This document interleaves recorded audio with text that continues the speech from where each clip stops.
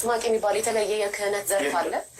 ሰዎቹ ይሄ ፐርሰናል እያደረጉት ሁሉ ተቸገርኩ እና በጣም ነው የሚያሳዝነኝ። እኔ በጣም ብዙ ቦታ ተናግሬያለሁ ያው በዚህ ጉዳይ እና ምን ለማለት ነው አጥማቂ የሚባል ራሱን ችሎ ቤተክርስቲያን እንዲህ አይነት አታውቅም።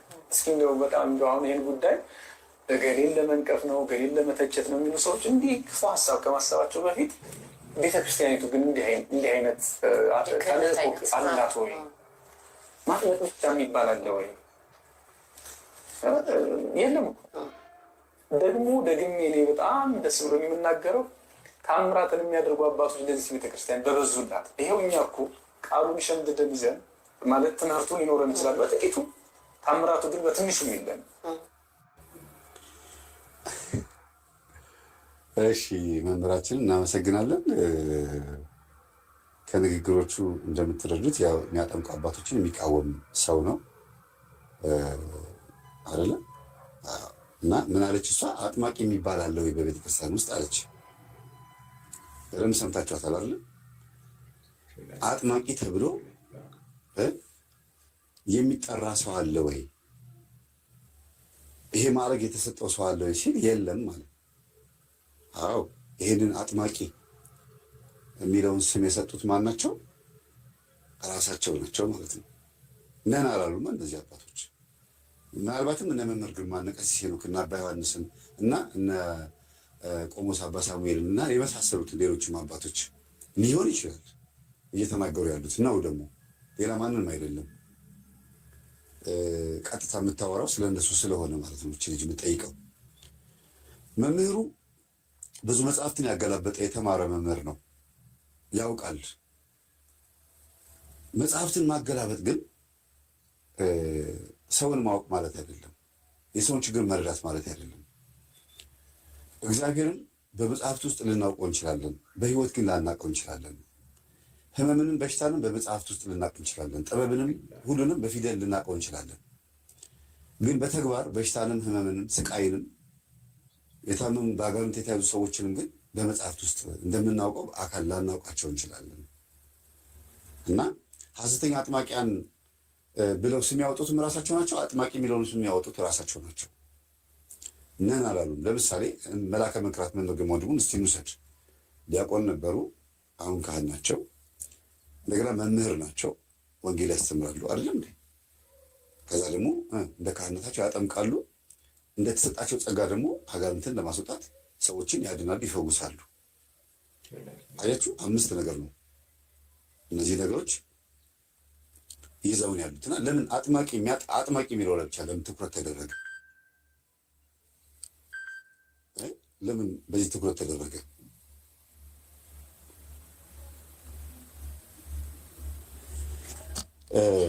ቤተክርስቲያን አባቶች አሏት።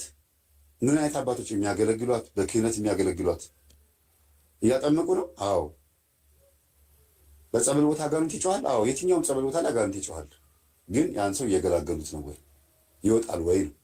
ለምን እነዚህ የሚያጠምቁ በቪዲዮ እየቀረጹ የሚያጠምቁ አባቶች ላይ ለምን ትኩረት ተደረገ? እስቲ በየደብሩ ያሉትን የሚያጠምቁ አባቶች ጋር እንሂድና አሁንም እየተመላለሰ የሚጠመቅ ሰው የለም ወይ?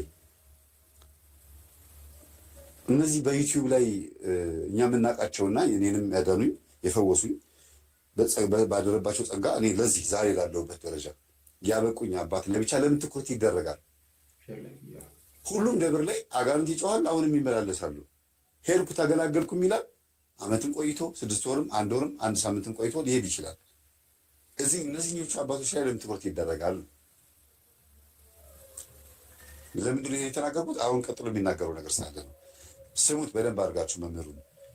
ሐሰተኛ አጥማቂ ብለው መናገር ስላልፈለጉ ሊሆን ይችላል። ሜይ ቢ በደንብ አውርተውበታል ቀድሞ። ግን ይቺ ቪዲዮ ቆርጬ ያመጣኋት ለምንድን ነው? እህታችን የጠየቀችው ጥያቄ ትክክለኛ ጥያቄ ነው። ግን ጥያቄ ትክክለኛነቱ ምኑ ላይ ነው? ለእኛ ነው። ግን ለእሷ ግን ጤናማ ጥያቄ አይደለም ማለት ነው። እኛን በመደገፍ አይደለም የጠየቀችው። እኛን ተቃውማ እንደገና ደግሞ ፖዚቲቭ አመለካከት ላይኖራት ሁሉ ይችላል። ለኛ አጠያይቋ እንደዛ ነው። አጠያይቋ ግን ለኛ ትክክለኛ ጥያቄ ነው። አጥማቂ የሚባል ማዕረግ አለ? እስኪ እናንተ መልሱ። ካህን ነው አይደል? ካህን ምን ያደርጋል? ያጠምቃል። ግን አጥማቂ የሚባል ማዕረግ አለ? የለም ካላችሁ መጥምቀ ዮሐንስ ምን እያላችሁት ነው? እየወነጀላችሁት ነው። መጥምቀ መለኮት ቅዱስ ዮሐንስ መጥምቀ ዮሐንስ ነው ስሙ አይደለም እንዴ? አቡነ ተክለ ሃይማኖት አጥምቀዋል። ቅዱሳን አባቶቻችን አጥምቀዋል። ተአምራት የሚሰሩ አጋንንትን ያስወጡ የነበሩ ሰዎችን ሊፈውሱ የነበሩ ብዙ አይነት ጸጋ ያላቸው አሉ። በትክክል ደግሞ ፈውስ ላይ ብቻ ደግሞ ጸጋ የተሰጣቸው ደግሞ አሉ። ፈውስ ላይ ብቻ የመፈወስ ጸጋ ተሰጥቷቸዋል። ይህንን በቪዲዮ እዘንብበታለሁ። አንድ ቀን ከስንክሳር ላይ ሁሉንም ሰብስቤ ያመጣላቸዋለሁ እንዳለ ህፃናት ሁሉ ሳይቀሩ ገና የ8 ዓመት የ6 ዓመት ልጆች ሁሉ ሳይቀሩ የፈውስ ጸጋ ተሰጥቷቸው ሰዎችን ይፈውሱ ያድኑ እንደነበረ ስንክሳር ላይ አለ። አቅርቤዋለሁ ደግሞ የነፍስ ማዕድ ላይ የሚፈውሱ ህፃናት ብዬ አቅርቤዋለሁ። ሴቶች ሁሉ የፈውስ ስልጣን የተሰጣቸው ሴቶች ሁሉ ነበሩ። ሜቢ እንደዚህ አይነት ቪዲዮ አሁን ሲታይ ምን ይባል? ሐሰተኛ አጥማቂያን ተብሎ ይቀላቀላል። ከኑግ የተገኘ ሰሊጥ አብረ ተወቀጥ ነው፣ አብሮ ነው። ልክ ሴቶች ለምሳሌ ሴት ልጅ አጋንንት ልታስወጣ ትችላለች? አትችልም? ትችላለች። ክህነት አይጠይቅ፣ ዲቁና አይጠይቅ፣ ጵጵስና አይጠይቅ፣ ቅስና አይጠይቅ። አጋንንት ለማስወጣት ቅድስናና ንጽህና ብቻ የሚጠይቅ ቅድስናና ምን ንጽህና ብቻ ነው የሚጠይቀው። ለእግዚአብሔር መታመን፣ እድሜ ልክ ለክርስቶስ መገዛት፣ ከዛ በኋላ ደግሞ ለሰዎች የሰዎች ህመም እንዲገባ ነው። ለሰዎች መጸለይ፣ ሰዎች እንዲድኑ መጸለይ። እንዴ እናት ለልጇ እኮ ጸሎት መጽሐፍ ከፍታ ጸልያ እኮ ልጇን ራስ ምታት እንዲለቀው ሆድ ቁርጠት እንዲለቀው ማድረግ አትችልም እንዴ? ትችላለች። የአቡነ ተክለ ሃይማኖት እናት እንዴት ነበረች? ውሃን ወደ ጸበል መቀየር የምትችል ነበረች እኮ አይደል? እምነቷ፣ ጸሎቷ ሲያስቡት የአቡነ ተክለ ሃይማኖት እናት ስታነባ የነበረበት በተዘዋዋሪ መንገድ ስመጣ ማለት ነው። ታውቁት የአቡነ ሀብተ ማርያም እናት እና በአጠቃላይ በመጽሐፍ ቅዱስ ውስጥምና በስንክሳር በገድል በድርሳን ውስጥ ያሉትን አባቶች በሙሉ አንሰን አንጠግብም፣ አንጨርስም። ብዙ ናቸው። ግን ሐሰተኛ አጥማቂ የሚለውን ሁልጊዜ ቃላቱን እየደጋገሙት ህዝቡ ጭንቅላት ውስጥ እንዲሰርጽ አደረጉትና ከዛ በዛ ተፈረጀ። በቃ ግን ስሙን የወጡት ማናቸው? ራሳቸው ናቸው። ነን አላሉም እነዚህ ሰዎች። ኑ እንፈውሳችሁ፣ ኑ እናጥምቃችሁ ሳይሆን ትምህርቱን አስተምረው ጠላታችሁ ላይ ንቁበት፣ ወንጌል ኑ ተማሩ ብለው ወንጌል አስተማሩ። ወንጌሉ ሲገባቸው መጡ። ሲጠራ መንፈሱ ጮኸ። ይሄ ደግሞ ተአምራት አይባልም፣ ሰውን ማዳን ይባላል። ተአምራት የሚባለው አሕዛብ እንዲያምኑ በክርስቶስ እንዲያምኑ ወይም ደግሞ ከእምነቱ የላላ ኦርቶዶክሳዊ ሆነ በጣም በቃ በአሕዛብነት አስተሳሰብ ውስጥ የገባ ግን ኦርቶዶክስ የሆነ ሰው ምልክት እንዲሆናቸው ነው ተአምራት የሚደረገው። ግን አይን ማብራትም ተአምር ይባላል። ግን ለሰውየው ተአምር ነው፣ ለህዝቡ ተአምር ነው ሊያስብል ይችላል። ለሰውየው ግን ፈውስ ነው። ለሰውየው ምንድነው? ድህነት ነው፣ ብርሃን ነው። ለሰውየው ሽባ የነበረ ሰው ሲድን ተአምራት ነው። በቃ የሆነ ተአምር ለማሳየት ነው። ሽባ ካረገው በኋላ መልሶ ማን ነው ከሽባነቱ ከተረተረው በኋላ መልሶ ደግሞ ሽባ ያደርገዋል ማለት ነው? አይደለም። ለሰውየው ድነት ነው። እንደ እንቦሳ ጥንጃ ነው የሚፈነጥዘው። ለምን ድኖ አላ። ስለዚህ የሰዎች ህመም ለምን አይገባቸውም? እንደዚህ አይነት መምህራኖች ሰዎች እንዴት ይሰቃዩ እንደነበርና እንዴት እንደዳኑ ለምን ማሰብ ያቃታቸው? ስለ ተአምራት ብቻ ለምን ያወራሉ? በጣም እኮ የሚገርም ነው።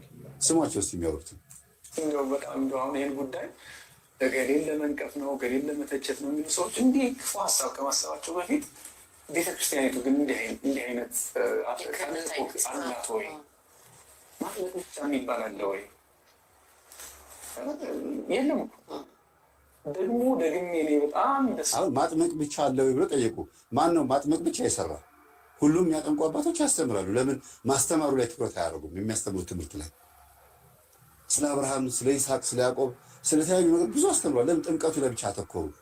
ራሳቸው ተአምራትን የሚከተሉ ስለሆኑ ነው። አያችሁ፣ መምህራኖቹ አገልጋዮቹ ምኑ ትኩረት የሚያደርጉት ምኑ ላይ ነው? የሚጮህ አጋንንት ላይ እና የሚደረገው ፈውስ ላይ ነው። ወንጌሉ ላይ ትኩረት አያደርጉም። እኛ ግን ስንሄድ ወንጌል ተምረን ነው ከዛ በኋላ ደግሞ ወደ ፈውስ የሚሄዱት አይደለ? ሁለቱም ነው የምናገኘው። ለምንድን ነው ጥምቀቱ ላይ እና ፈውሱ ላይ ብቻ ትኩረት ያደረጉት? ሰው በደንብ ተምሮ እንደሆነ እየተፈወሰ ያለው ለምን አይናገሩም? አላዳመጡም። ገብተው ስለማያዩ መጥተው ስለማያዳምጡ ቻሌንጅ ለማድረግ ወይም ደግሞ መጥተው ስለማይጋፈጡ። አያችሁ፣ ለዚህ ነው እናንተ ጸንታችሁ የተገኛችሁት። እስቲ ይሁት 1058 ሰው ይታያል። የዛሬ 8 ዓመት 1500 ሰው አለ። ያው ናችሁ፣ አልቀነሰም፣ ያው ነው ያለው ተማሪዎች። ሜቢ ላይቭ ላይ ያላችሁት እራሳችሁ ናችሁ። ከላይ ላይቭ ከወጣው በኋላ ግን 20 ሺህ ሰው 15 ሺህ ሰው ይመለከታል አይደል?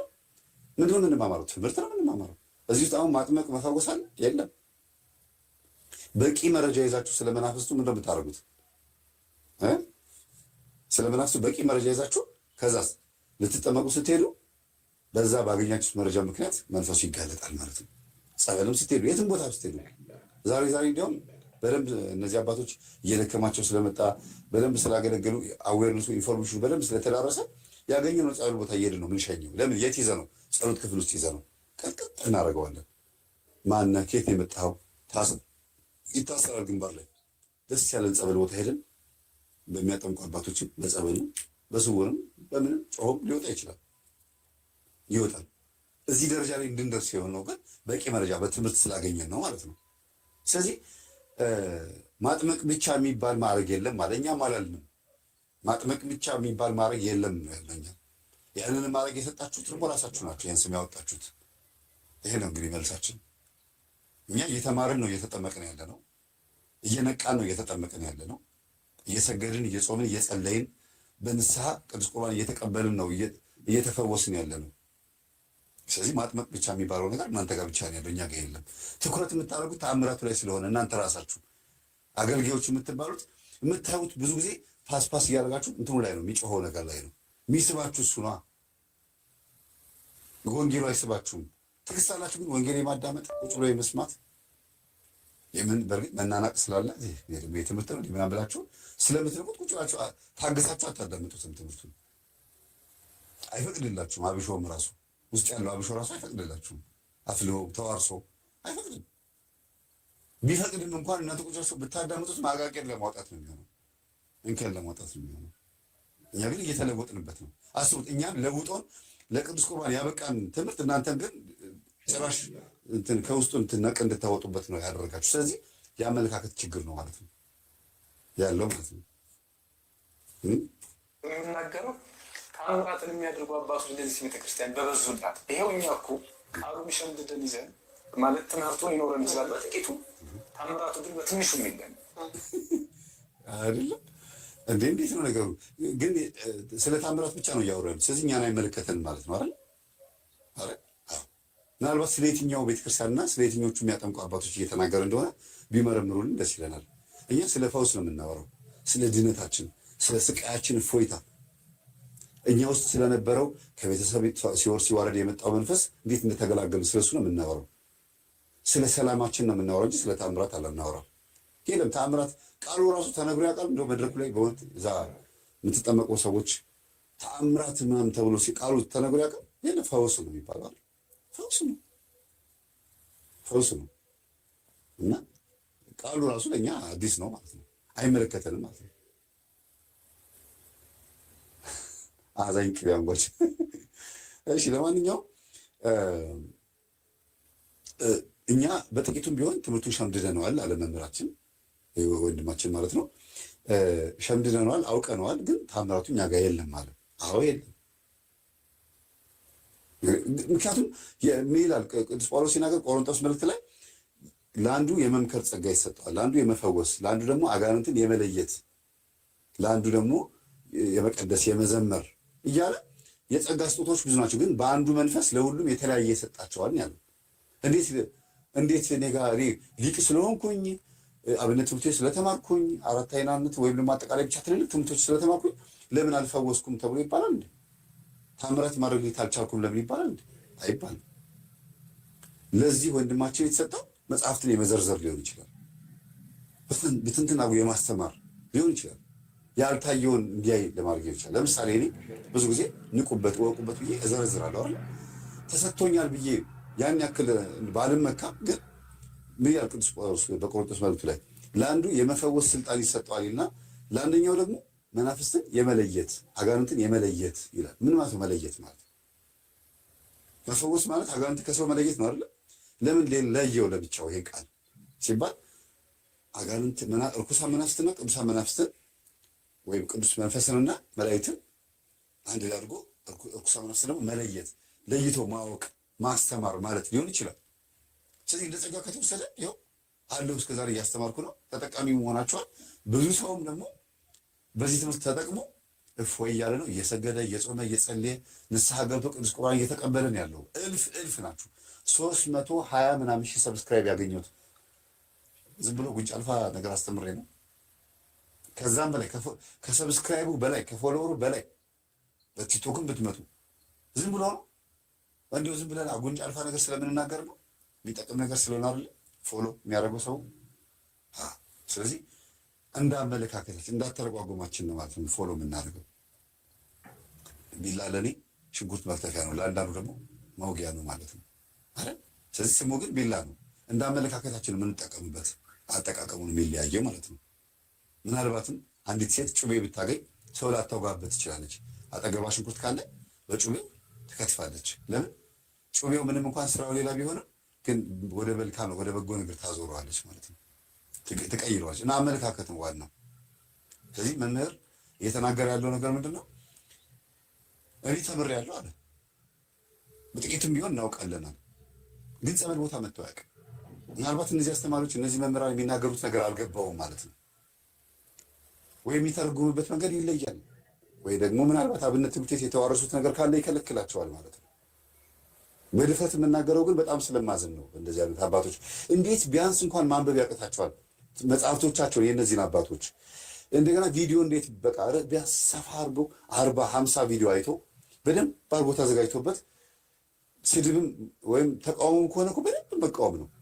በየዩቲዩቡ እየዞሩ ኢንተርቪው በመደረግ ሀሳቡን ዝም ብሎ መናገር ምን ጥቅም አለው? እንደኛ ዩቲዩብ ክፈቱና በደንብ ቻሌንጅ አድርጉ። ይሄ ልክ አይደለም ስትሉ ይሄ ልክ ነው፣ ይሄ ልክ አይደለም ስትሉ በደንብ እንወያያለን። ላይቭ ገብተን በደንብ ግን ሳታዳምጡ መሆን የለበትም። ለምን? እኛ እናንተ የምታነሱት ጥያቄ በደንብ መልሰንበታል።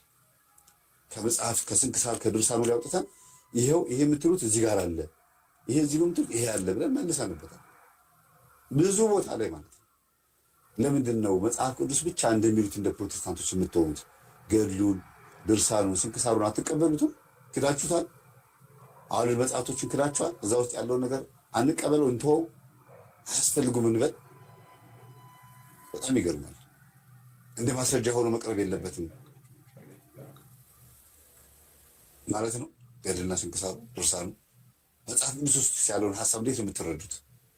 አንዱ ቦታ ላይ ብቻ ዝም በልና ውጣ ስላለው አጋንንትን ይኸው ለሁሉም አጋንንት ለሁሉም አጥማቂያ ዝም ብለህ ውጣ ብሎታል ብለው ይችን ጥቅስ ይጠቅሳሉ። እሺ ማርቆስ 5 ላይ ደግሞ ማነህ ብሎ ጠይቆታል። ሌጌዮን ነኝ አለ። ይችን ለምን አይጠቅሷትም? እዛ ጋር ዝም ብለህ ውጣ ያለው አንድ ጥቅስ ነው። እዚህ ጋርም ደግሞ ማነህ ብሎ ጠይቆታል። ስለዚህ የትኛውን ነው የምንቀበለው? ኢንተርቪው አጋንንትን ክርስቶስ ኢንተርቪው አላደረገው አድርጎታል። ማነህ ብሎ በጠይቅ ምን አስፈለገው? ክርስቶስ ያውቀዋል። የፈጠረው ራሱ ምንም እንኳን አጋንንትን ባይፈጥርም ሳጥናኤልን ፈጥሮታል። ማለት አጋንንትነቱን ሰይጣንነቱን አልፈጠረም። ሳጥናኤልን ፈጥሮታል። ክፋቱን አልፈጠረበትም። ራሱ ነው ክፋቱን ያመጣው ዲያብሎስ። ስለዚህ በሰይጣን ልብ ውስጥ ያለው በሰውየው ልብ ውስጥ ያለውን ያውቃል። ስሙ ማን እንደሆነ ያውቃል። ሌጊዮን እንደሚባል ያውቃል። ክርስቶስ ሁሉን ስለሚያውቅ አይ አያውቅም ካላችሁ ደግሞ እሱን ነው ክርስቶስ አምላክ ነው ማለት ነው። ማን ነው? የሆነ የተገነጠለ ነገር ነው ማለት ነው።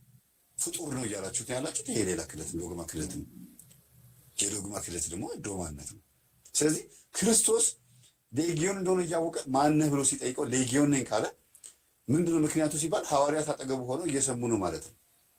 ነገ እናንተም ስትፈውሱ ማነህ ብላችሁ የምትጠይቁት አጋንንትም ያስፈልጋል አንዳንዴ።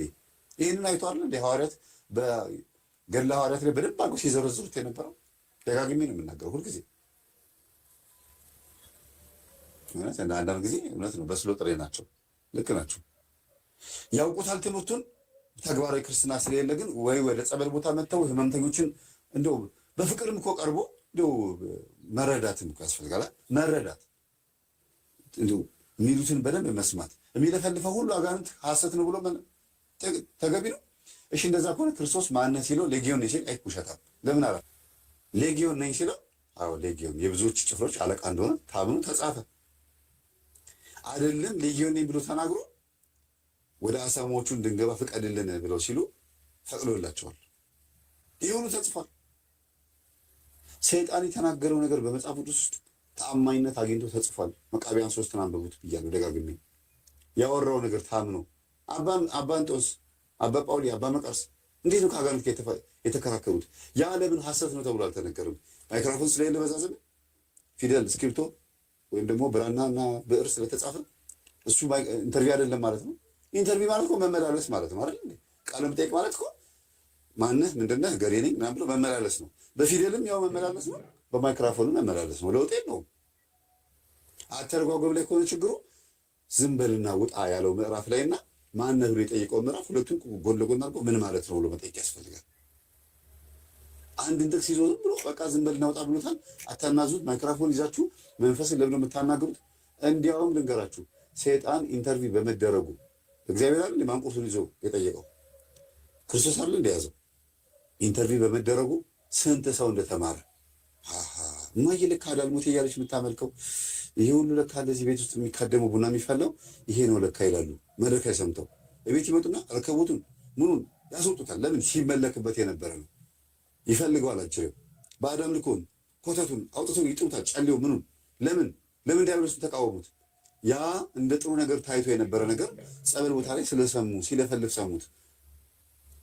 አንዷ ምን አለች? ግራኝ ነኝ ሲል ሰማሁልች እና አልኳት ቤታችን ውስጥ በሙሉ ያለ ግራኞች ነን አለች። እና ስላት ምናልባት ግራኝ የሆነ እኛ ቤት ውስጥ ያለ አለች። አያሱ ጥርጣሬዋ ራሱ። ከዛ አባቷ በህይወት የሉ፣ ማንን ጠይቅ? እናቷም በህይወት የሉ። ወንድማማቾች እና እህትማማቾች እንዳለ ሰባቱም ግራኞች ናቸው። ግራኝ የሚባል ዛር ደግሞ አለ። ይሄ ዛር ደግሞ ጸበል ቦታ ላይ እኔ ግራኝ ነኝ እያለ ይለፈልፋል። የእስላም ዛር ነው። እና አጥኚ፣ ስገጂ፣ ጸልይ አልኳት። ስታነብ ምን ስትል ስትሰግድ ክርስቶስ ወይ ምንድን ነው ይሄ ነገር ሲለው ሁላችንም ለምን ግራኝ ሆንን ብላ ጸለየች። የእውነትም ግራኝ ነው። ግራኝ የሚባለው ዛር ቤት ውስጥ አለ። ሁሉም የፍየል ስጋ ይወዳሉ፣ ካምፋየር ይወዳሉ። ካምፋየር ማለት ይሄ ደጅ ላይ እሳት አቀጣጥሎ ምናምን። በእርግጥ እሱ ችግር አለበት እያልኩ አይደለም ያሉት፣ ሁሉም ይወዳሉ ነው። እዚህ ቤት ውስጥ ይወዳሉ። እና ቤት ውስጥ ደጅ ላይ ስጋ ጠብሰው ምናምን በብረት ምጣድ በግ ጠብሰው መብላት ይወዳሉ። ዛሬ ላይ ዘመናዊ ሆኖ ቴሌቪዥን ተከፍቶ ሙዚቃ ተከፍቶ ያዝ ያዝ ያዝ ያሉ ይጨፍራሉ። የሚገርማችሁ ልጆቹ ከብዙ ዓመት በፊት ግን እዛው ደጅ ላይ ቡና የሚፈላበት እዛው ቦታ ላይ ፍየል እየታረደ ለግራኝ ይሰዋለት ነበር። ግራኝ የሚባል ዛር በቤታቸው ውስጥ ነበር። የሁሉም ቤት ውስጥ ያለው ችግር የግራኝ መንፈስ መሆኑ ታወቀ። አንዷ ላይ ፈንድቶ የአንዷ ልጅ ላይ መንፈሱ ፈንድቶ እንዴት ያደረጋችሁ ከቅድሚያት ጀምሮ እንዴት እንደመጣ ነው የተናገረው። ስለዚህ መጠራጠር ጥሩ ነው። አንዳንድ ጊዜ የምን መጠራጠር? የሃይማኖትን አይደለም። ይሄ ነገር ይሄ ባህሪ የመጣብን እንዴት ሁላችንም አንድ አይነት ልንሆን ቻለን? ብዙ እህቶች ይደውላሉ። መምህር እኛ ቤት ውስጥ ወደ 6 ነው 7 ሴቶች አለን አለች፣ ከዘመድ ጭምር ማለት ነው። ወንዶችም እንደዚሁ ብዙ ነን አለች። ግን ማንም ሰው ተሞሽሮ አልወጣም። የሚገርምህ አለች ሁላችንም አላገባንም፣ የቤት ሰራተኛችን ግን ከቤታችን ውስጥ ተሞሽራ ወጣች አለች። ምንድን ነው ምክንያቱ? ሁላችንም አድገናል። የምንወልደው ሳናገባ ነው። ብንገባ ወንድ ቤት ብንገባም ተፋተን እንመጣለን። ወንዶቹም ሴት ቤት ሄደው ተፋተው ይመጣሉ። እና ምንድን ነው ይሄ ነገር ብላ ጠይቀችኝ። እንግዲህ እናታችሁ ላይ ያለው የቤተሰብ መንፈስ ወይም ደግሞ አባታችሁ ላይ ያለው መንፈስ ሁላችሁም አንድ አድርጓችኋል። የቡዳ ዛር ይሆናል አልኳት። ከዛ ሲቀጠቅጡ እናታቸው ላይ ቡዳ ዛር ነኝ ብሎ ጮኋል። ግን እውነት ቴንሽን አይደለም፣ ይመለክ የነበረ መንፈስ ነው። ለምን ልጆቹን ሲወለዱ እኔ ነኝ የበላኋቸው አለ። ለካ ሁሉንም ሲወልዱ ልጅ ሴትዮዋ ራሳቸው ነው የሚወልዱት። አዋላጅ ያስፈልጋቸውም። ጎንበስ ብለው በትብት ቆርጠው ምን ብለው የገዛ ልጆቻቸውን መጀመሪያ የሚያዩት ራሳቸው ናቸው የሚበሉት። ለምንድን ነው ተብለው ሲጠየቁ በዘራችን በፊት በቅድመ አያት ጊዜ የሆነ ቅርጹ የተለየ ወይም ፍናፍንት ማለት ሴት ሆና የወንድ ብልትም ያላት ሴትም የወንድም ብልት ያላት ማለት ነው። ወንድም ሆኖ የሴት ብልት ያለው ብዙ ጊዜ የለም። ሴት ሆና ነው የወንድ ብልት ያላት ያለውና እንዲህ ያለ ፍጥረት እንደ ሸረሪት 6-4 እግር ያለው ወይም ደግሞ ቅርጽ አልባ የሆነ ለየት ያለ ከኋላ ጭራ ያለው ምናምን ልጅ ይወለድ ነበር አሉ በዘራቸው። እና ምን ይሉናል አያቶቻችን? ራሳችሁ ውለዱ። ስትወልዱ ያ ልጅ አጉል ቅርጽ ያለው ከሆነ እዛው ግደሉት እንዳያድግ ይሉናል። ግን እስካሁን አላጋጠመንም። እንደዚህ እየተባለ ይነገረን ነበረ። እና ለዚህ ነው ልጆቼን ራሴን ያዋለድኳት፣ ራሴን ትብት የምቆርጠው። ምጥስ ስላቸው ያው እንግዲህ ምጥማ ያው የማይቀር ነው። ራሴ ጀግኜ ብዬ ሳልጮህ ራሴ ወልጄ ነው። ከዛ ልጆቿን በሙሉ ቤት ውስጥ ነው የወለደችው ነው የሚባለው አሉ። እንደገና እንደዛማ ከሆነ በደንብ መጸለይ መቀጥቀጥ አለባቸው ተብሎ ደግሞ ሲሰግዱ ሲጸልዩ ደግሞ ለምንድን ነው ቤት ውስጥ እንዲወልዱ የምታደርገው ሲባል አንዱ ምክንያቴ ይሄ እንዲነገር ያደረኩት ደሙን ቤት ውስጥ መስዋዕቱን ስለምፈልገው ነው። ስትወልድ ደሙ ቤት ውስጥ ይፈሳል። አያችሁ? ስለዚህ እያንዳንዱ የሚደረገው ነገር ድንገት አይደለም፣ ወይም ደግሞ ዝም ብሎ ንግርት አይደለም። ምክንያት ስላለው ነው። ምክንያት ስላለው ነው። እና በመስማታቸው ልጆቹ በመስማታቸው ምናልባትም ከእናታችን ወይ ከአባታችን የወረስነው ነገር ስላለ ነው ሁላችንም የማናገባው፣ ሁላችንም አግብተን የምንፈታው፣ ዲቃላ ይዘን የምንመጣው። ምክንያቱ ምንድን ነው? ባዳ ቤታችን ውስጥ ሰርግ ተደግሶ እኛ ግን አንድ እንኳን ሰርግ መደገስ አቃተን ብሎ እስከ መናገር የደረሱት ምንድን ነው? አንድ የሚያደርጋቸው የቡዳ ዛር ስላለ ነው። ከእናታቸው የመጣ አሁን ሁሉም ቆራቢ ናቸው። ከየት ሰሙት? ይሄንን ትምህርቱን ከሰሙ በኋላ እየሰገዱ እየጸለዩ ወንጌል እየተማሩ እላያቸው ላለ የቡዳ ዛር መንፈስ አንድ እያሉ ነቅለው አወጡት ከቤታቸው። ስላወቁ ስለነቁ ስለገባቸው መምህሩ እየሰማኝ ከሆነ እንግዲህ አይሰማም። በእርግጥ እንደዚህ አይነት ነገር አይሰሙም እኮ ወደው ፈቅደው ቁጭ ብለው ሊያዳምጡ። እስኪ እንደው ቲክቶክ ላይ ልቀቁላቸው። ስራዬ ብለው አያዳምጡም። ንቀት አለ፣ ትዕቢት አለ። አውቃለሁ ምን ዝም ብሎ የሚፈልፈው የሚለው ነገር ስላለ ስራዬ ብለው አያዳምጡም። የሰው ችግር ግን ብዙ ነው። አሁን እነዚህ ቤት ውስጥ ታምራት ነው ተደረገ የሚባለው ወይስ ፈውስ ነው? እፎይታ፣ ሰላም ምንድን ነው ተደረገ የሚባለው? እዚህ ቤት ታምራት ነው? ከዚህ በላይ ሰላም አለ? ከዚህ በላይ እፎይታ አለ? ከዚህ በላይ ፈውስ አለ? ለዚህ ቤት የተደረገ ነገር ለሌላ ቤት ተደርጓል? አልተደረገም። ስለዚህ ይህ ታምራት አይባልም። ታምራት የሚባለው ሌላ ነው። የሰው ጭንቀት የሰው ችግር የማይገባቸው ሰዎች የሚያወሩት ሁል ጊዜ ታምር ስለማድረግ የውር ስለማብራት ምናምን ሽባ ያንን ብቻ ነው የሚያስቡት። የተጻፈውን ብቻ ነው የሚያነቡት። ይሄ መጽሐፍ ቅዱስ ያለውን ክርስቶስ እውር አበራ፣ ሽባ ተረተረ፣ ደንቆሮ እንዲናገር አደረገ ምናምን ቃላቱ ሁሌ ስለሚደጋገም ፈውስ ምን ይመስላቸዋል? ታምራት ማድረግ ነው ይመስላቸው። የሰውን ድነት ይሄ ቤት ውስጥ ለዘመናት ለ20 ዓመት ለ30 ዓመት ለ15 ዓመት ትዳር ውስጥም ከሆነ ደግሞ ሰላማቸውን ለብዙ ዓመት አጥተውት የነበረው ነገር እንደተገፈፈላቸውና ሰላማቸውን አግኝተው ንስሐ ገብተው ቅዱስ ቁርባን እየተቀበሉ እንደሆነ አይረዱትም። ለዚህም ነው ቀጥሎ የሚናገረው ትሰሙታላችሁ። የሚያጠምቁ አባቶች ያገኟቸው ሰዎች ጤነኞች ናቸው ግን ይላል። አይገርማችሁም? መልሱለት እስቲ። ግን ዝም ብሎ ፌክ ታምር ማድረግ እኮ በጣም ቀላል። በነገራችን ላይ ሰው ማስጮህ፣ ማስለፍለፍ ይሄ እንትና እንኳን የሚያደርጉት ተራ ነገር ነው። አያችሁ፣ ተራ ነገር ነው። እናንተ ሰይጣን ሲለፈልፍ ተራ ነገር ነው ከተባለ ሐዋርያት እየተሰደቡ እኮ ነው። እናንተ ቅዱሳን አባቶቻችን እና አቡነ ተክለ ሃይማኖት እየተሰደቡ እኮ ነው። ማን ነው የሚያስጮኸው የሚያስለፈልፈው? እግዚአብሔር ነው። እግዚአብሔር የሚያስለፈልፈው ከሆነ እና ተራ ነገር ከሆነ እነንትና የሚያስለፈልፍ ከተባለ የእግዚአብሔር መንፈስ ያረፈባቸው እነንትና እስቲ ህዝቡን ያድኑትና ያጥምቁት፣ ይምጡና እስቲ ካለበት ችግር በሙሉ ያድኑት። እስቲ እነንትና ማን እንደሆነ ያው ይታወቃል። እነ ደብተራ ማለት ነው። ስልማሽ ቅጠል በታሾቹ ነው የሚለው እያወዳደረ እኮ ነው። ጥበበኞቹ ለማለት ፈልጎ ነው። አያችሁ፣ ዶሮ ብታለም ጥሬዋን ነው እናውቃታለን የሚሉት ያንን ነው። እናውቃለን የሚሉት አይች ቀላል ነው፣ ተራ ነገር ነው የሚሉት። በጸሎት በጾም በስግደት የሚገኝ ጸጋ አይደለም እያሉ ነው። አይገርማችሁም? ከምን ጋር የሚያገናኙት? ናርሲሲስት ስለሆኑ ወይም ደግሞ አስተሳሰባቸው ይሄ ኢጓቸው ከባድ ስለሆነ ይሄ አጋንንት ጮኸ ወይ ማስጮህ፣ ማስለፍለፍ፣ ተአምራት በሚለው ቃላት ብቻ ፈውስ የሚለው ነገር ጋርደውታል። ቃላቱን ቀይረውት ተሸውደዋል። እነዚህ ሰዎች ምን ያህል ሰላም እያገኘ እንደሆነ የምናውቀው ግን እኛ ነን። ሲገባብን እንይዘዋለን፣ ሲገባብን እናስወጣዋለን። ይህን ስልጣን ያገኘ ነው። ሰይጣን ይመጣል፣ ይያዛል፣ ይወጣል። አሁንም ቢሆን ሲገባብን እናስወጣዋለን። ገባኋለሁ ሲል ና ማስወጣት ነው። ይህንን የሚያክል ትልቅ ነገር ያገኘ ነው በትምህርት ነው። እኔ 2003 ላይ 2004 ላይ ጀምርኳል፣ ተፈወስኩ። ይኸው እስካሁን በሰላም ነው ያለው። ጤነኛ ከልጆች ጋር ከቤተሰብ ጋር በሰላም እኖራለሁ። ሲገባ እየያዝ ነው። ብዙ ሰው እየዳነ አይገርማችሁም? ግን እነንትና እኮ ያስጮሁታል። አይበሳጭም? ግን የሚናገረው ነገር አፍ በተከፈተ ቁጥር ሆድቃ ይታያል የሚባለው ይሄ ነውና ምን ያህል ጨርሶ እንደማያውቁት ይሄንን አካሄድ ይሄንን የፈውስ ፕሮግራም ጨርሶ እንደማያውቁት ማሳየው ይሄ ነው። የእግዚአብሔር ጸጋ የተገለጸላቸው አባቶች ዛሬ ያሉትን ተዉትና ጥንት እንኳ ሆነው ሐዋርያት የማርቆስ 9:26 ላይ ልናስወጣ ያልቻልነው ለምንድን ነው ብለው ጠይቀውታል። አስወጡ ተብሎ ታዘው እንኳን ቶሎ አልወጣም ያለ ሰይጣን ነበር። አንድ ሰይጣን እምቢ ብሏቸው ማለት ነው። ይህ ሰይጣን እናንተ በትግል የምትሉት ብቻ ሳይሆን ጾም፣ ጸሎት፣ ስግደት የሚያስፈልገውም አለ ብሎ ነገረ። ይህንን ትምህርት ግን ሲነቅፍ ደግሞ ትሰሙታላችሁ። መምህሩ ስሙት እስቲ ማለት ነው። እውነተኛ ፈውስ ነው ወይ? እኔ ደግሜ ምናልባት እንደው ከአነሳ ነው አይቀር የምጠይቀው በዚህ መንገድ ተፈወስን የሚሉ ሰዎች ማለት ለዚህ ብቻ ተሾመናል በሚሉ ሰዎች ተፈውሰናል የሚሉ ሰዎች እውነት 1 ዓመት በሰላም ኖረዋል? 2ኛውን ዓመት በሰላም ኖረዋል? 3 ዓመት በሰላም ኖረዋል? አያችሁ የታየ አሁን ይሄ መምህር ቤታችን መጥቷል፣ የቤት መጥቷል፣ ሰላሜን አይቶልኛል፣ ተፈውሰናል ያሉ ሰዎች ቤታቸው ውስጥ ገብቶ ሪሰርች ያደርግ አይመስልም? ወይም ደግሞ የስታቲስቲክስ የህዝብ ቆጠራ ድርጅት የሚሰራ አይመስልም? እንደዚህ ሲናገር በየቤታችን መጥቶ አንኳኩቶ እንዴት ነው ፈውሱ እንዴት ነው ያለ ተቆጣጣሪ የሆነ አይመስልም? እንዴት ሰው በዚህ ልክ ይነፍዛል? በእውነት በጣም እኔ ይቅርታ አድርጉልኝ ለምናገረው ነገር።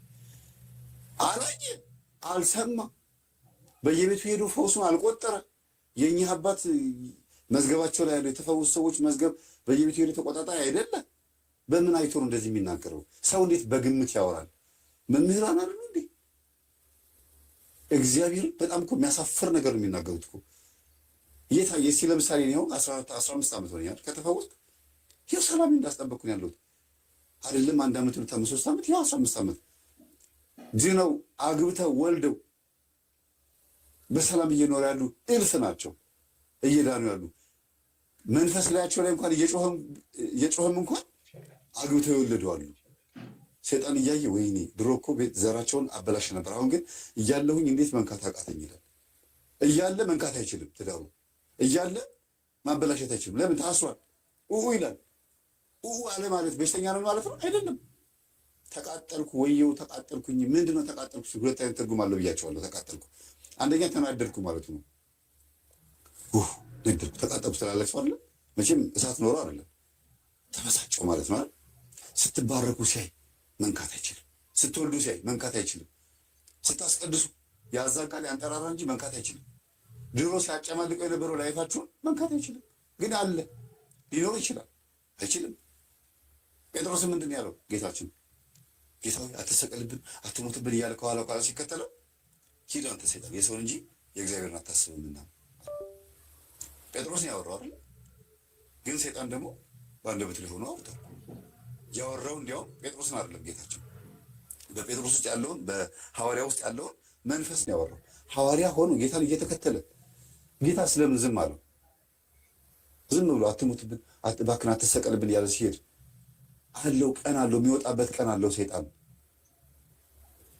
አያችሁ ዝም ብሎ ናውጣ ብሎ እንዴ ስንቱን እያዳነ እየፈወሰ ጴጥሮስ ውስጥ ያለው መንፈስ ለምንድን ነው ሲፈውሰው ያላሳየን? ና ብሎ ጴጥሮስ ውስጥ ያለውን አጋንንት ሲያስወጣ ለምን አልነገረንም? መቼ እንደተፈወሰ አልነገረንም? ጴጥሮስ ማነው ጌታችን ወይም ወንጌሉ 4 ወንጌላውያን ቅዱስ ጴጥሮስ ውስጥ ያለው ያ ሰይጣን መቼ እንደወጣ አልተነገረም። ሂድ አንተ ሰይጣን ሲለው የዛን ጊዜም ወጣለት ከጴጥሮስ ብሎ ተናገረ አላለም?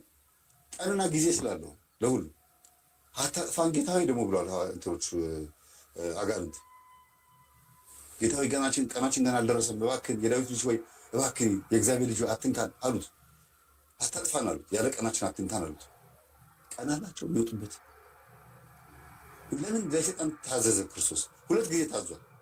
መቼም መታዘዝ ሲባል እንደው ሊገዛለት አይደለም። አንደኛ እስቲ ወደዚህ ፎቅ ላይ ናና ተራራ ላይ ወጣና እስቲ ራስን ከዚህ ፎቅ ላይ ወርውር ብሎ ወደ ተራራ ይዞት ወጣ ይላል። መቼም እጁን ይዞት አይደለም የወጣው ሰይጣንን ልሁን ለማስጨረስ ሄደለት እንጂ። አንድ ይሄ ነው። ሁለተኛ ነገር ደግሞ ወደ አሳሞቹ እንዲገባ ፍቀድልን ብለው ሰይጣናት ምን ብለውታል? ጠይቀውታል። እሺ ብሎ ወደ አሳሞቹ እንዲገቡ ፈቀደላቸው። ቀናችን ገና አልደረሰም ስላሉ።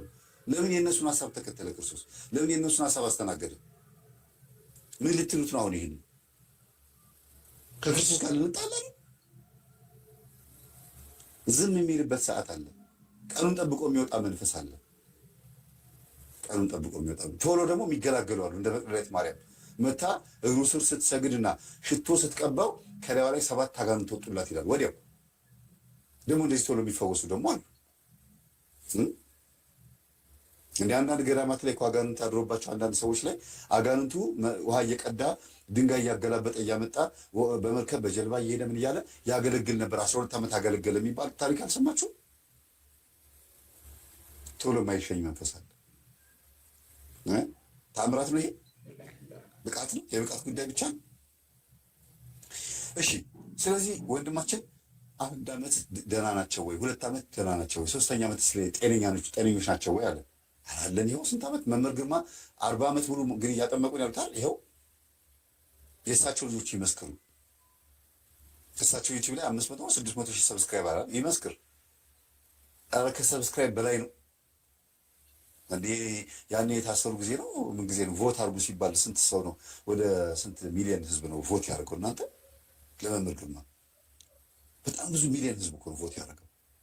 ትምህርቱን እኮ የሚከታተል በጣም ብዙ ሰው አለ። ስራውን ያውቃልና ሀጋንቱ ምን እንደሆነ ያውቃል። እንደዚህ አይነት መምህራን ደግሞ ጸበል ቦታ አንድ ቀን እግራቸው ደርሶ አያውቅም። የበሽተኛውን ህመም በዛ ጫማ ውስጥ ገብተው ህመሙን እንዲሰማቸው እንኳን ፈቅደው እንኳን አያውቅም። አይደለም ሊመጡ ቀርቶ ተውት አይምጡ። ቁጭ ብሎ የማዳመጥ ትዕግስቱ እንኳን የላቸውም። ትዕግስቱ የላቸውም። እናንተ 3 ሰዓት 4 ሰዓት ቪዲዮ ስንለቅ እንዴት ነው የምትታገሱት? ምን ይፈለጋል? እውነት እግዚአብሔር እስከዛሬ ስላልገባችሁ ነው አሁንም የምታዳምጡት? እግዚአብሔር ሁሌ አዲስ ነው አይደል? ጠላት እንዴት እንደሚዋረድ ሁሌ እንማራለን።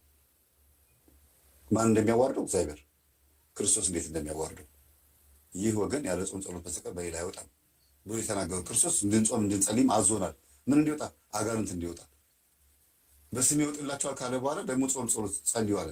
ምናልባት ጸበልተኞች የሚባሉት እነዚህ ቶሎ አልዳኑ የሚባሉ ሰዎች እየጾሙ እየጸለዩ ስጋቸውን እየገሩት ቢሆን፣ ምናልባትም እነዚህ ሰዎች ወደ ኃጢአት እየተመለሱ መንፈሱ እየተመላለሰችባቸውስ ቢሆን እንደ ማቴዎስ ወንጌል ምዕራፍ 12 ላይ እንዳለው አንድ መንፈስ ከሰው ከወጣ በኋላ ተመልሶ ይመጣ ይላል። ቁጥር 44 ላይ 41 ላይ ማቴዎስ 12 41 ላይ ከወጣ በኋላ ተመልሶ ይመጣላ።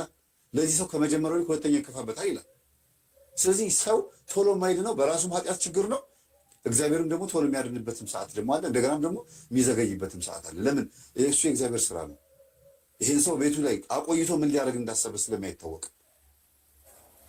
እየገራው በየጊዜው ባህሪውን ከአጋንንቱ ይልቅ የሰዎች ሀሳብ አንዳንድ ጊዜ አስቸጋሪ ሆኖ አጋንንቱ ተቀምጦ በአጋንንቱ ሰበብ ልጠመቅ ያለ ጸበልተኛ ሆኖ እየተገራ ነው ባህሪው ማለት ነው።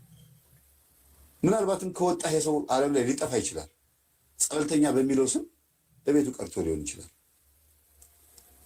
እና ደጋግመን ሁልጊዜ ነው የምናገረው እና ወደ ዓለም ሄዶ ከሚጠፋ ቅዱስ ጳውሎስ እንደተናገረው ትናንት እንደነገርኳችሁ ወደ ዓለም ሄዶ ከሚጠፋ አጋንንት መጫወቻ ከሚሆን ነፍሱ እንድትድን ስጋውን ለሰይጣን እንዲሰጥ ፈቅጃለሁ ብሎ ቅዱስ ጳውሎስ እንደተናገረው ጸበልተኛ ሆኖ የተቀመጡ ሰዎች እንደዛ ሆኖ ሊሆን ይችላል። ለምንድን ነው ማስተዋል ያቃታችሁ መምህራን? የምንናገረው ነገር የሚገባችሁ ምናልባት መስገድ ስትጀምሩ ከሆነ ባካችሁ ተደብቃችሁ ስገዱና እስቲ እንግባባ። እየሰገዳችሁ ወደ እግዚአብሔር እየጸለያችሁ እስቲ ነገር አልገባኝም፣ ምንድን ነው የሚሉት እነዚህ ሰዎች? ይሄ ሁሉ ህዝብ እንዴት ሊከተላቸው ቻለ? እነዚህን አባቶች ባዕድ አምልኮ በእውነት በየቤቱ ይህን ያክል አለ ኢትዮጵያ ውስጥ? እኔ ልንገራችሁ፣ ፕሮቴስታንቶች ይሳቁብንም፣ ሙስሊሞች ይሳቁብንም፣ ልንገራችሁ ከ190% ከ90 በላይ በየቤቱ ጨሌ ያለበት ቤት ነው የሚበዛው። ኦርቶዶክስ ቤት ውስጥ ሰካራሙ፣ ዱርዬው፣ ቁማርተኛው፣ ፖለቲከኛው ኦርቶዶክስ ነው። ሌላው ላይ ግን የለም ማለት አይደለም፣ ቁጥሩ የሚበዛው ለምን ነው? ምክንያቱም ለምንድን ነው? ከውስጥ መሪጌታና ደብተራ የሚባለው ስማሽ ቅጠል በጣሽው አለ፣ ከውጭ ጠንቋዩ አለ፣ ከዚህ ሰው ነጻ ፈቃድ ደግሞ አለ፣ አብሮ የተወለዱ ዛር ደግሞ አለ፣ ከአዳሚው አለ፣ ከራማ የሚባለው ደግሞ አለ። ይህ ሁሉ ተከቦ በዚህ ሁሉ ተከቦ ይህ ሁሉ ሰው በልብስ አምሮበት ውስጡ ግን ገማምቶ ተግማምተን ራሳችን ጭምር ሁላችሁ ተግማምተን የምናወራው ነገር ግን ታምራት ነው። ስለ ታምራት ብቻ ስናወራ አይገርማችሁም? አያሳዝንም? ለዚህ ንግግራቸው ስሜታዊ መሆን ሲያንስ ነው አይደለም? የምቆጨው ለእንዶ ታውቃላችሁ ቤተሰቦች፣ መምህራን በዚህ ልክ ወርደው ሲገኙ ነው። ምዕመን ቢሆን ኖሮ ምንም ቪዲዮን አላመጣውም ነበር። እንዳለ መምህራን ግን አንድ ለምን ሲባል አብነት እስቲ ታዘቡ። አብነት ትምህርት ቤት የነካካቸው መምህራን በሙሉ አብሾ ተዋርሶ አለባቸው። እንደውም በሙሉ ማለት ይቻላል። አፍልዋ ጼፋሊሷ ምናምን ቅጠላ ቅጠሏ ጥበብ እቺ ጠጋ ቢሏት ነገር እነሱ ዛሬ ላይ እንኳን የለንም አልፈለኩም ቢሉ በልጅነታቸው ሳይፈልጉት አድርገውታል ወይ ቤተሰቦቻቸው። የተነካካ ነገር አለ። ዝም ብሎማ አይደለም እንደዚህ የሚሆኑት። እንዴት በዘረኝነቱም በገንዘቡም በዝርፊያውም በሙስናው በገንዘብ በዝሙቱ በአጠቃላይ ኃጢአት በሚባለው ከባድ ኃጢአት በሚባለው እንዴት አገልጋይ እንደዚህ እጁ ላይ አዘግኖት ይገኛል? በጣም የሚያሳፍር